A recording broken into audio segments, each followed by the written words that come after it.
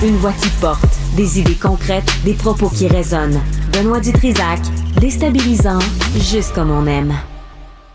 Philippe Richard Bertrand est avec nous, toujours fiévreux. Philippe Richard, bonjour. Oui, mais avec une belle peignure. Mon fils dit que c'est la peignure de Fred Caillou. Depuis ce matin, il m'appelle Fred Caillou. C'est vrai. Bon, ben, dis bonjour à Delima de ma part. Puis à Bam Bam. Bon. Disons, ça, je suis pas sûr que... Je lisais là, ton sujet, puis je me dis, non, on parle pas de ça, mais j'ai pas le choix, je respecte ta liberté d'expression. Oui. Mais encore, il y a un autre, en fait, il y a encore des projets informatiques, là, ça sort au compte-gouttes. Là, ce qu'on apprend, c'est que chez Hydro-Québec, il y a aussi un projet qui frôle le SAAQ-CLIC, là. Il y a un projet chez Hydro-Québec qui est en dépassement de coûts de façon importante. C'est un projet pour la distribution d'électricité. Donc, c'est l'équivalent du système de distribution. Projet qui a commencé, qui accumule déjà 4 ans de retard, puis qui est déjà à plusieurs centaines de millions de dollars au-dessus du budget prévu. OK? Ce qui me stupéfait toujours dans ces histoires-là, OK? Puis je vais faire une analogie pour que tu le comprennes. On décide d'aller, moi puis toi, à la banque, OK, pour dire on va se construire un chalet. Puis dans les plans qu'on présente à la banque, on dit on va avoir un chalet, on va avoir une piscine, puis une belle clôture. Puis, tu sais, on leur présente quelque chose. Puis là, la banque, elle accepte. Je te prête l'argent. Okay. Puis là, on est 4 ans en retard. Tu sais, on est la banque qui a dit... Excuse-moi, mais on achète ça comme couple, comme partenaire investisseur. Investisseur. Investisseur. Non, mais investisseur. J'essaie de comprendre. Là, je veux pas rendre Mme Dutrisac nerveuse. Nerveuse. Il y a lieu, vraiment. Mais on fait approuver ça, OK? Donc, c'est l'équivalent d'Hydro-Québec qui fait approuver son projet par son conseil d'administration. Nous, c'est une banque. Puis là, on est 4 ans en retard, puis on retourne à la banque, OK, parce que ça a coûté plus cher, puis dit, hey, finalement, là, ça a coûté plus cher, mais inquiétez-vous pas, on a réduit le projet, on n'a pas fait la piscine. C'est ça, mais là, la banque a dit, attends, là, t'es 4 ans en retard, ça a coûté plus cher, puis malgré que ça a coûté plus cher, t'as enlevé la piscine. Mais la piscine n'apporte pas de valeur à ton chalet, là, tu le sais.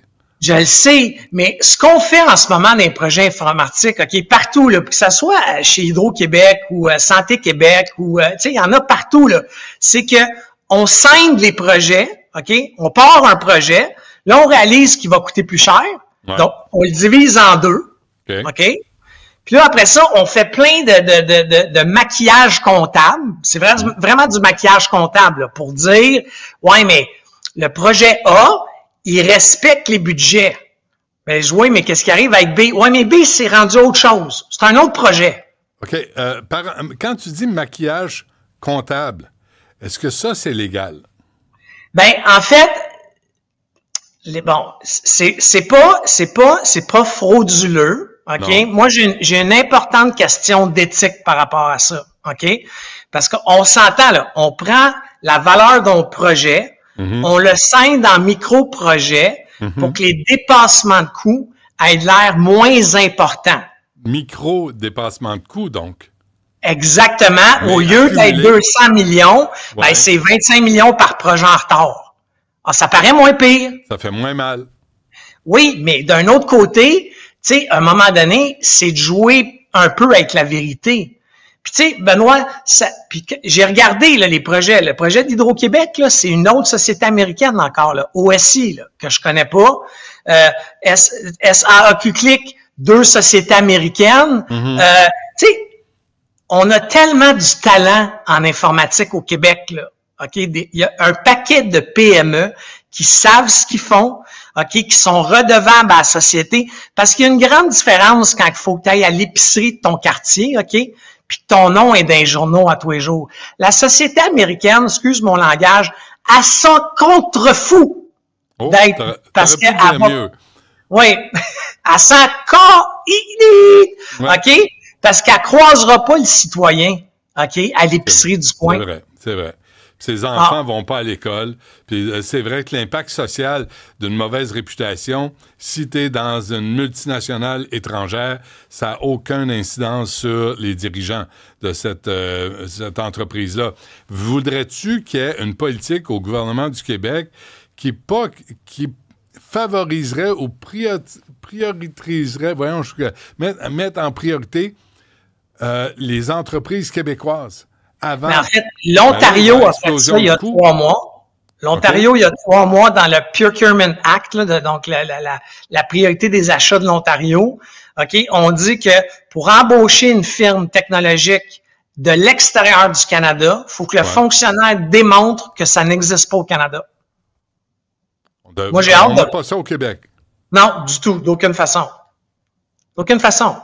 Bon, là, c'est un nouveau cheval de bataille pour le Parti québécois, ça. Moi, être au Parti québécois, j'entends ça, je le mets dans mon programme. Hey, politique d'achat, OK, des entreprises du Québec, OK, puis honnêtement, imagine, là, prenons les contrats d'origine, là, tu sais, SAQ Click. Si on avait resté dans l'enveloppe qui était supposée d'être, puis que l'enveloppe, by the way, qui était au départ 600 millions à peu près. Ben oui, pas 1 milliard. 600 millions, là, dans 3-4 PME du Québec. Sais-tu comment qu'on aurait créé de la richesse? Puis après ça, le 500 millions d'Hydro-Québec, là, le projet là, qui est 4 ans en retard, puis 200 millions over budget, si on avait mis 500 millions dans une PME du Québec, puis... Honnête. Oui, puis après ça, le problème, Hydro-Québec, c'est pire. Ils ont enlevé le contrat à la société américaine. Alors, ça n'a pas dû bien se passer. Là. OK. Là, ils ont dû compenser la compagnie. Ben, ça, je le sais pas, mais tu sais, quand la compagnie était rendue à 1 million d'heures supplémentaires sur un projet, là, tu sais, à un moment donné, il y a quelqu'un qui a dit allumé, dire, je pense qu'on est en train de se faire rouler dans la farine. 1 million d'heures supplémentaires. Je comprends plus ça, là. Il n'y avait pas le nouveau shérif Éric Kerr pour mettre de l'ordre dans tout ça? Oui, il faut juste faire attention. Hydro-Québec, c'est une société d'État. Elle est à l'extérieur de tout ce que le MSN pouvait faire. Donc, c'était pas sur la supervision de M. Kerr ou de M. Bélanger. Puis je le dis, je sais des fois... Non, je comprends, là, mais Hydro-Québec, là, il vient piger dans nos poches à nous autres. Moi, je m'en sacre bien, là, qui est assis autour de la table. Mais Hydro-Québec doit répondre aussi de ses décisions. Puis s'il nous coûte de l'argent plus que c'est censé être, ben il devrait avoir quelqu'un pour la reddition de comptes face aux contribuables québécois.